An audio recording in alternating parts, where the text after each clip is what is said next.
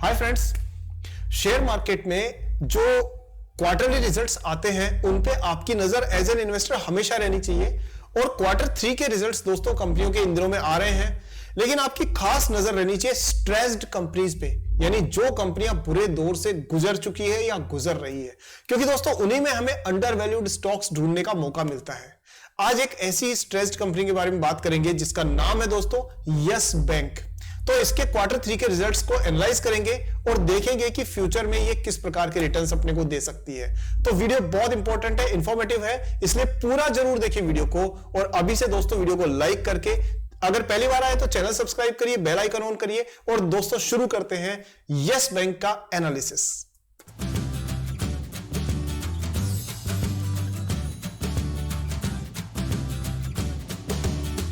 सो दोस्तों सबसे पहले हम एनालिसिस में पहला काम करने वाले हैं कि इसकी क्रेडिट रेटिंग एजेंसी की रिपोर्ट क्या कहती है वो डिकोड करते हैं, जो आपके स्क्रीन पर मौजूद है। सो यहां पर केयर ने इसके बारे में कहा है और उनका यह मानना है कि यस बैंक जो है उसको उन्होंने रेटिंग को चेंज करके नेगेटिव से और इसको पॉजिटिव कर दिया। ये देखिए, केयर जो है पहले केयर ए माइनस रेटिंग दे रही थी और अब केयर ने इसको ए पॉजिटिव यानी ए रेटिंग देनी शुरू कर दी है। इस किस चीज पे? इसके जो इंफ्रास्ट्रक्चर बॉन्ड और टायर 2 बॉन्ड्स है यस बैंक के, उन पर। अब इसका आउटलुक ऐसा क्यों किया है उसके बारे में कंपनी केयर लिखती है कि पॉजिटिव फैक्टर्स है improvement in deposit profile with increase in CASA and retail deposits. अब ध्यान दीजिए, ये जो कासा है ना, इसका बहुत बड़ा महत्व है दोस्तों। कासा मैंने पहले भी एक वीडियो में बताया, current account and saving account का रेशियो। ये जितना ज्यादा होता है ना दोस्तों, कंपनी की कॉस्ट ऑफ कैपिटल यानी उधार लेने की क्षमता और की जो काबिलियत है वो उतनी ही अच्छी हो जाती है। यानी उन्हें सस्ते दाम पर पैसा मिलता है जिन्हें वो महंगे दाम पर जो है दूसरी कंपनीज को लोन के तौर पे देते हैं। सो कासा का बढ़ना एक अच्छा साइन है जो यस बैंक में नजर आ रहा है। सेकंड क्या कहा जा रहा है वो ये है कि improvement in profitability along with increase in sale of the bank with return on total assets। यानी कि कंपनी का रोटा यानी रिटर्न, रोटा मतलब रोटी वाला नहीं, रोटा मतलब रिटर्न ऑन टोटल एसेट्स भी बढ़ रहा है और इंप्रूवमेंट इन एसेट क्वालिटी भी हो रही है। कुल मिलाकर के कहने का मतलब यह है कि रेटिंग एजेंसी ने इसको पॉजिटिव रेटिंग दी है, जो कि एक अच्छी बात है। अब इसका लॉजिक दोस्तों डिकोड करेंगे बहुत टाइम लग जाएगा, तो हम सीधा बैंक के नतीजों पे चलते हैं पहले। और यहां आप सीधे सीधे क्वार्टरली रिजल्ट्स पे चलें, लेकिन उससे पहले थोड़ी सी नजर इसके फंडामेंटल्स पे डाल लेते हैं एक बार। तो देखिए, यस बैंक पे मैंने पहले भी एक वीडियो बनाया हुआ है, आप चाहें तो जाकर के देख लीजिएगा प्लेलिस्ट में। बट मोटा मोटा देखिए तो 24 रुपए के आसपास प्राइस चल रही है और अभी इसमें फ्लक्चुएशन काफी ज्यादा है। 70,000 करोड़ के आसपास की मार्केट कैप है, 26 रुपए तक स्टॉक प्राइस गई है। डिविडेंड इसमें दिया नहीं था पहले। Return on equity 1.99। दोस्तों ये जो कंपनी जिस हालात से निकल के आई है ना, आपको पता है ना कि इसके तो ताले लगने वाले थे और काफी टाइम तक इसमें ट्रेडिंग बंद भी रही थी। वो बैकग्राउंड, वो हिस्ट्री कभी इत्मीनान से बैठ के बात करेंगे, लेकिन उस हिसाब से आप इसमें मान के चलिए कि जो स्ट्रगलिंग कंपनी होती है ना, वहां पर कहीं ना कहीं एक अंडर वैल्यूड, कहते हैं एक हिडन जेम्स छुपे होने के चांसेस होते हैं।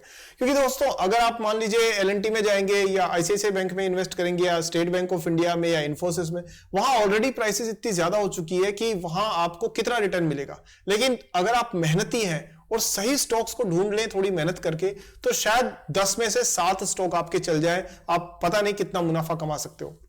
चलिए, डिविडेंड इसके उम्मीद हम कर नहीं सकते। सेल्स ग्रोथ 2.5% रही है, प्रॉफिट ग्रोथ 29%। तो ये आंकड़े देख करके तो लग रहा है भाई साहब ये तो खतरनाक है। लेकिन देखो, प्राइस टू अर्निंग रेशियो 13.5 है और इंडस्ट्री का, और इनका है 68। और उसकी जाहिर सी वजह है कि क्योंकि प्राइस तेज दौड़ी है अर्निंग्स के मुकाबले में, इसलिए। क्वार्टरली रिजल्ट्स पे चल के नजर डालते हैं दोस्तों। हालांकि एक बार इंडस्ट्री में नजर डाल लीजिए कि सबसे बड़ा बैंक जो है एचडीएफसी बैंक 1,10,000 करोड़ की, 11 लाख करोड़ की मार्केट कैप के साथ में, और यस बैंक उसके मुकाबले में कुछ है ही नहीं। मतलब आप क्या मानूंगा, 1 लाख करोड़ की मार्केट कैप भी नहीं है, 70,000 करोड़ के आसपास की है। सो कंपैरेटिवली बहुत नीचे है। लेकिन अब अपन क्वार्टरली रिजल्ट्स पे बात करते हैं। दूसरी बात, जितनी बड़ी साइज होती है ना बैंक की, उतना ही उसके लिए चलना थोड़ा मुश्किल होता है। एचडीएफसी बैंक के नतीजे आप देख के बता सकते हैं कि भाई क्या रिटर्न मिल रहा होगा लोगों को, बट उस पर कभी बाद में बात करेंगे। अभी यहां देखें, रेवेन्यू दोस्तों सितंबर के मुकाबले में 6700 के मुकाबले में 6900 करोड़ रुपीस के आसपास हुआ है, यानी ये सेल हुई है इसकी। और फाइनेंशियल प्रॉफिट जो था वो तो अभी भी, फाइनेंसिंग प्रॉफिट अभी भी नेगेटिव में शो कर रहा है। लेकिन अगर प्रॉफिट बिफोर टैक्स देखें, यानी टैक्स देने से पहले, तो 304 करोड़ के प्रॉफिट के मुकाबले में 320 करोड़ रुपए का प्रॉफिट एक अच्छा जंप है। प्लस इसमें अगर आप यहां पर देखें तो नेट प्रॉफिट भी 229 करोड़ के मुकाबले में 243 करोड़ रुपए बढ़ा है, यानी कि बढ़ा है मतलब अब ये इतना हो गया है। अच्छा, तो देखने में छोटा नंबर है, लेकिन दोस्तों आप पीछे से देखते हुए आइए, कहां पे 3,500 रुपए से ऊपर का इसका लॉस था, ट्रेडिंग बंद थी, एक समय 55 करोड़ के प्रॉफिट पे आ गई थी कंपनी, आज की तारीख में 243 करोड़ का प्रॉफिट दे रही है, वो भी इस पिछले साल भर, 1.5 साल के अंदर अंदर। कुछ तो कंपनी ने अच्छा किया है। और उससे ज्यादा इंपॉर्टेंट जो क्वालिटी होती है ना दोस्तों, वो होती है आपकी असेट क्वालिटी। तो हमें ना कंपनी के जो, खासतौर पे बैंकिंग में ना, एनपीएस पर नजर जरूर डालनी चाहिए। तो नेट जो ये नॉन परफॉर्मिंग असेट्स जो है वो कंपनी के कैसे हैं, वो आपको एक बेटर सिग्नल देंगे। यहां देखिए कि ग्रोस एनपीए जो है वो 2% की लाइन में है, बहुत ही जबरदस्त, बहुत ही जबरदस्त। क्योंकि कहां आप ये देखिए, इसको कहते हैं इंप्रूवमेंट। कहां ये 13% से ज्यादा थे, 14%, मतलब 14-15%। दोस्तों एक बैंक के 100 अगर उसने लोन बांटे हैं और उसमें से 15 लोन डूब जाते हैं तो नॉन परफॉर्मिंग एसेट हो जाते हैं, कितनी बड़ी रिस्क है। लेकिन 15% एनपीएस को कंपनी कम करते करते करते करते लेके आ गई है 2% पे। तो मैं तो यहां यस बैंक को पूरे 10 में से 10 मार्क्स दूंगा भाई साहब, ये इसने वाकई में बहुत अच्छा काम किया है। और नेट एनपीए भी 1% से कम है, अगेन एक बहुत अच्छा पॉजिटिव फैक्टर है। पर इसका मतलब ये नहीं है कि अभी मैंने बोला और फटाक से जाकर के यस बैंक में आप अपनी पूरी जिंदगी भर की कमाई लगा दें, ऐसा बिल्कुल भी नहीं है दोस्तों। क्योंकि मैं चाहता हूं आप चीजों को सीख करके एक अच्छे इन्वेस्टर बने। अरे कोई भी ऐसे कहते किसी का नाम लेकर के और कोई कुछ भी आपको बोल देगा, आप खरीद लोगे तो 10 में से 7 बार आपको लॉस होता हुआ आया ना यार, ऐसा मैं नहीं चाहता। मैं चाहता हूं आप और हम मिलकर के एक समझदारी वाले इन्वेस्टमेंट के निर्णय लेना सीखे। सो एजुकेशनल वीडियो है, कोई बाइंग सेलिंग की रिकमेंडेशन नहीं है, पूरा ढंग से देख के चीजों को सीखे। वापस वही आते हैं। तो 0.9% का नेट एनपीए अपने आप में एक बहुत अच्छी मैं कहूंगा पॉजिटिव चीज है। अच्छा, अब हम बात करते हैं दोस्तों इसके जो फाइनेंशियल वो है आपका इन्वेस्टमेंट प्रेजेंटेशन, उसको देख लेते हैं, इन्वेस्टर प्रेजेंटेशन को। तो भाई साहब सबसे पहले तो ये देखो कि ये क्या चाहते हैं। मतलब यहां ना वही वेदांता वाली प्रॉब्लम है थोड़ी सी। अरे वैसे होगी भी ना, क्योंकि कंपनी जो है ना वो आपको पता ही है कि कैसे उल्टे सीधे सिचुएशन से निकली हुई है, तो कहीं ना कहीं तो कुछ कंफ्यूजन होगा ही। देखो हमेशा ध्यान रखो, जो इन्वेस्टर प्रेजेंटेशन होता है वो जितना क्लियर होता है ना, उतना ही कंपनी अच्छा बिजनेस कर रही होती है। और जहां पर उसमें क्लटर बना होता है, जहां घुमा फिरा करके दबाया जाता है चीजों को, वहां समझ लो कि कुछ ना कुछ गहराई से उतरने की जरूरत है। पर दोस्तों जो 24 रुपए में एक इतने बड़े बैंक का शेयर मिल रहा हो और वो भी इस हालात में, तो आप मान करके चलो कि सस्ते में तो ना अच्छी चीजें नहीं मिलती है। पर कंपनी अच्छी है या नहीं है, हो सकता है लोगों ने परसेप्शन गलत बना रखा हो, ये देखते हैं। क्योंकि परसेप्शन में ना बहुत उल्टा सीधा हो जाता है मार्केट में। चलिए फाइनेंशियल हाइलाइट्स पे नजर डालते हैं। बहुत लंबा प्रेजेंटेशन है, बहुत सारी चीजें लिखी हुई है, उन सब में नहीं जा सकते दोस्तों। हम सिर्फ काम की चीज देखेंगे। पहली चीज यहां देखिए, फर्स्ट प्लस पॉइंट आप पकड़िए यहां पर, क्या कि कासा कितना हो गया 71, जो कि आपके शायद बाकी सारे बैंकों से ज्यादा ही है। और बैंकों में 30-40% का कासा होता है, इसका 71 है, which is very very good. Credit rating A- से A हो गई है, जो मैंने आपको बता ही दिया है। और जो आगे के जो नंबर्स हैं उसको भी एक बार देख लेते हैं। कासा रेशियो ये कासा 71 था, कासा रेशियो जो है वो 29 है। यहां दोस्तों थोड़ी मेरी मिस्टेक हुई है, 29.7, जो कि अपने आप में थोड़ा सा नीचे है, बट इंप्रूव किया है, विच इज गुड। उसके बाद में ग्रॉस एनपीएस हमने देखा 2% है, नेट एनपीएस 0.9% है, अगेन मच बेटर है 12-15% से। तो अच्छा, अब और फैक्टर्स पे नजर डालें। देखो यहां ना कंपनियां कितनी स्मार्ट होती है, ये भी ध्यान देना। यहां ना जो डार्क ब्लू कलर के हाईलाइट कर रखे हैं ना, वो वही नंबर्स हैं जो कि कंपनी दिखाना चाहती है। और जहां पर डार्क ब्लू नहीं कर रखा ना, वहां पर आप साफ तौर पे समझ सकते हो कि कंपनियां उन नंबर्स को हाईलाइट नहीं करना चाहती। अरे भाई आप सारे नंबर्स को कर दो ना, क्या दिक्कत है। देखो बट खैर हम इतना benefit of doubt yes bank को दे सकते हैं। देखो यील्ड ऑन एडवांसेस 10% के मुकाबले में जो बाकी बैंक्स हैं, देखो लार्ज बैंक्स, मिड बैंक्स और यस बैंक, उन सब में यील्ड ऑन एडवांसेस कितना है 8%, 10% और यहां यस बैंक के पास है 9%, मतलब जो इनको कमाई हो रही है ना एडवांसेस से वो। और अगर आप डिपॉजिट की कॉस्ट की बात करो तो ये आपके पास में 4.9% है। नेट इंटरेस्ट इनकम जो है वो 2.4% है एंड नॉन इंटरेस्ट इनकम जो है वो आपकी 1.2% है। तो ठीक है। ऑपरेटिंग एक्सपेंसेस 2.6% है, अगर आप बहुत बड़े बैंकों में जाओ तो 2.4% है, लेकिन छोटे बैंकों में मिड साइज के जो बैंक है उसमें 3% है, उससे ऑपरेटिंग एक्सपेंस इनके कम है, यानी खर्चा कम किया है। कहानी ये है कुल मिलाकर के। और नंबर्स में भी हम देख सकते हैं अदर एसेट्स। अभी अदर में क्या क्या है वो एनुअल रिपोर्ट के डीप में पता पड़ेगा, बट फिर भी जो एसेट्स है वो बाकी सब के 5-6% है, यस बैंक के पास 14.9% है। और कासा जो है उसके अंदर भी आप देख सकते हैं कि नंबर्स आपको कंपैरेटिवली ओवरऑल ठीक नजर आ रहे हैं। आगे बात करते हैं दोस्तों इसके और नंबर्स की।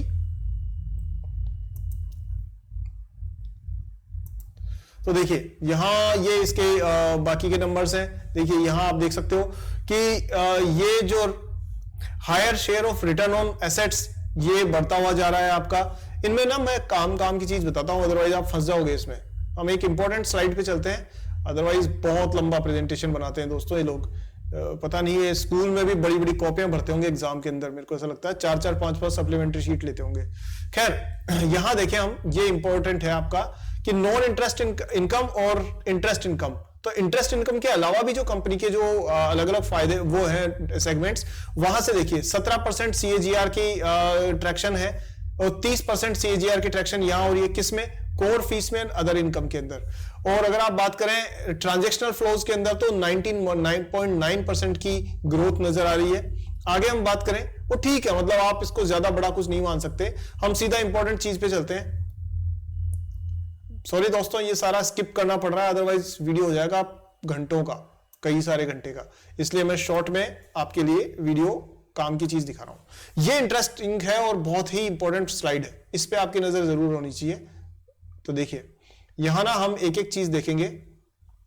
पहली चीज कि टोटल एसेट्स जो कंपनी के वो बढ़े हैं 4.2% क्वार्टर ऑन क्वार्टर, यानी तिमाही के हिसाब से, और 3,80,000 करोड़ के हो गए। अभी ये ना टोटल एसेट्स में सारे आते हैं, मशीनरी और ये बैंक ब्रांचेस वगैरह की, और जो भी एसेट्स इनके पास में लिक्विड फॉर्म में पड़े हुए हैं वो सारे। और अगर एडवांसेस की बात करें तो ये जो शॉर्ट टर्म लोन देते हैं वो आपके कितना हो गया जी, इसमें 4% ग्रोथ है क्वार्टर ऑन क्वार्टर, और ईयर ऑन ईयर ग्रोथ कितनी, 11.8%। मतलब पिछले साल भर के मुकाबले में इस साल में आपको 11% बढ़ रहा है, लेकिन क्वार्टर 2 के मुकाबले में इस क्वार्टर के अंदर 4% की ग्रोथ है। जो डिस्बर्समेंट है वो उसमें भी ग्रोथ नजर आ रही है आपकी कि ये थोड़ा सा चेंज हुआ है, इंप्रूव हुआ है। डिपॉजिट्स जो है उसमें 3% और 13% की क्यूओक्यू वाई की ग्रोथ है।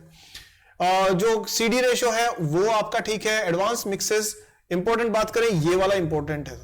ये क्या है कि जो नेट इंटरेस्ट इनकम है ना, असली कमाई बैंकों की यही तो होती है, वो 4.8% बढ़ी है पिछली तिमाही के मुकाबले में, तो वो एक इंप्रेसिव है। और 2.3% बढ़ी है ईयर ऑन ईयर, मतलब पिछले साल के मुकाबले में इस साल में, तो वो भी ठीक है, इंप्रूवमेंट होना चाहिए भाई। नेट इंटरेस्ट इनकम को ये समझो कि आप जो स्प्रेड है ना, कि जितने में जिस रेट पर पैसा ला रहे हो और जिस रेट पर पैसा उधार दे रहे हो, उनके बीच का जो स्प्रेड बढ़ता है ना दोस्तों, गैप बढ़ता है, तो वो बैंक के लिए अच्छा होता है। तो ये एक बहुत इंपॉर्टेंट और अच्छा फैक्टर है, और यहां बैंक ने अच्छा परफॉर्म किया है। नॉन इंटरेस्ट इनकम ये डाउन है पहले के मुकाबले में, क्वार्टर ऑन क्वार्टर में, लेकिन सालाना अगर देखोगे तो ये 12% बढ़ी है। पर दोस्तों नॉन इंटरेस्ट इनकम को ना एक्सप्लोर करना जरूरी है कि उसमें एक्चुअली क्या हुआ। ऑपरेटिंग प्रॉफिट जो है ना वो जरूर अच्छा बढ़ा है क्वार्टर ऑन क्वार्टर पे, यानी पिछले तिमाही के मुकाबले में 7.8%, which is good. Year on year पे डाउन है, बट क्यूओक्यू पे अच्छा है। प्रॉफिट आफ्टर टैक्स 231 करोड़ मैंने बताया। नेट इंटरेस्ट मार्जिन का परसेंटेज बढ़ा है, पहले क्या था 2.5%। अब इसको जरूर समझ लो आप, नेट इंटरेस्ट मार्जिन का जो प्रॉफिट परसेंटेज है भाई, पहले अगर मान लो ये 4% पे लेकर के आते थे पैसा और 6.5% पे देते थे, तो इनका स्प्रेड कितना था, 2.5% का। तो इस हिसाब से अगर देखा जाए तो अब इनका जो स्प्रेड है ना वो कितना चेंज हो गया है, वो हो गया है 2.5% के मुकाबले में। जो पिछले साल 2.5% था, अभी 2.4% है, लेकिन क्वार्टर ऑन क्वार्टर पे, यानी हर तिमाही के पिछले तिमाही के मुकाबले में 2.3 से 2.4% बढ़ा है। अभी देखने में तो आपको लग रहा होगा ना कि छोटा सा नंबर है, बट आप बैंक के टोटल एसेट्स में कन्वर्ट करोगे तो संख्या करोड़ों में जाती है। फिर उसके बाद में ग्रोस जो कासा रेशियो है 29.7 है, वो भी देखो आप, ये 29.4 था पिछले तिमाही में, और अभी ये 29.7 हुआ है, तो थोड़ा सा बढ़ा है, अच्छी बात है। ग्रोस एनपीएस वो फ्लैट है, नेट एनपीएस वो भी फ्लैट है, और जो बाकी सारी चीजें हैं वो एवरेज सी ही है, ज्यादा कुछ फर्क नहीं है। सो ओवरऑल जो नतीजे हैं दोस्तों वो आपको ये एक ही इंडिकेशन दे रहे हैं, वो ये है कि कंपनी का ओवरऑल बिजनेस ठीक ठाक लेवल पे चल रहा है। और हम एक बार ना इन पे भी नजर डाल लेते हैं कि शेयर होल्डर्स की जो होल्डिंग है ना वो क्या कहती है, क्योंकि उसका ना बहुत बड़ा रोल रहता है। शेयर होल्डर्स ना बड़े चालाक होते हैं वो आपको पता भी नहीं पड़ने देते और चुपचाप अपना पैसा लगाते रहते हैं। अभी आपने देखा ना पिछले दिनों में क्या उठापटक कर रहे हैं, बिलियंस ऑफ डॉलर्स, इधर का उधर, उधर का इधर, बेवजह, कोई कारण नहीं है। बैंक मतलब Indian economy is doing well, but उनको मजा आता है ऐसा करके और प्रॉफिट बनाने में। खैर यहां आप देखो एफआईआई ने पहले 2021 में तो 4% से कम पैसे लगा रखे थे, और अब इन्होंने बढ़ा दिए भाई साहब 23.79%, यानी करीब 24%, यानी करीब इन्होंने 6 टाइम्स से ज्यादा अपनी होल्डिंग फॉरेन इन्वेस्टर्स ने यस बैंक में बढ़ाई है। साथ में जो आपके जो डीआईआईज हैं उन्होंने भी 40% से ऊपर की होल्डिंग अभी रखी हुई है। सो दोस्तों ये बड़ा अच्छा नंबर है, रियली बड़ा अच्छा नंबर है। और आपके हमारे जैसे जो पब्लिक है उनके पास 34% है। सो मैं यही कहूंगा कुल मिलाकर के दोस्तों कि एफआईआईज और डीआईआईज ने इस कंपनी में विश्वास जताया हुआ है। They have not exerted, that means कुछ ना कुछ ऐसा कुक हो रहा है जिसके बारे में हमें अभी पब्लिक इंफॉर्मेशन में अवेलेबल नहीं है। तो नजर रखिए दोस्तों यस बैंक के ऊपर। Hopefully this bank should do well in the coming days. So बस इस वीडियो को दोस्तों आज इतना ही कर पाएंगे। आज के वीडियो में मैंने ट्राई किया शॉर्ट में करने की, जो मैं बिल्कुल नहीं कर पाता हूं आमतौर पे। सो दोस्तों वीडियो को कैसा लगा, आपको कुछ इंप्रूवमेंट चाहिए जरूर कमेंट सेक्शन में बताइए। आप और हम मिलकर बात करें कौन सा टॉपिक है, कौन से टॉपिक पे वीडियो चाहेंगे वो भी बताइए। जैसे जैसे समय मिलता जाएगा वैसे वैसे मैं बता जाऊंगा। और दोस्तों एक बात बताओ, आप एक चीज बताओ, आपसे सीधा बात करता हूं, सारी मेहनत सागर सर को ही करनी है क्या? लिखते हो ना कमेंट्स में, सर ये वीडियो बना दो वो बना दो। मैं कोशिश भी करता हूं जितना जल्दी बना सकूं, तो भाई सारी मेरे को ही करनी है क्या? कुछ तो आप भी करो। वीडियो शेयर क्यों नहीं करते हो बताओ? अभी वीडियो को शेयर करना सबको, व्हाट्सएप, टेलीग्राम, इंस्टाग्राम, फेसबुक, हर जगह पे जहां मौका मिले। और दोस्तों वीडियो को लाइक करना भी भूल जाते हो, लाइक करो, शेयर करो। और अगले वीडियो के लिए मिलता हूं दोस्तों जल्दी, तब तक के लिए अपना ध्यान रखिए। जय हिंद।